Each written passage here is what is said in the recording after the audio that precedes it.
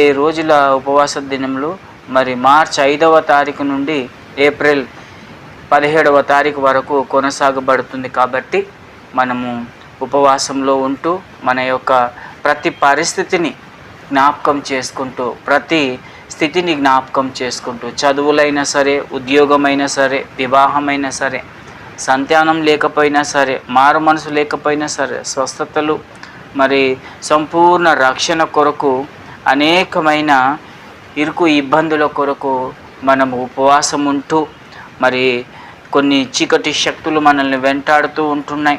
మరి కొంత పాపము మనలో నుంచి పోకుండా మనల్ని అపవిత్రముగా పరుస్తూ ఉంటున్నది.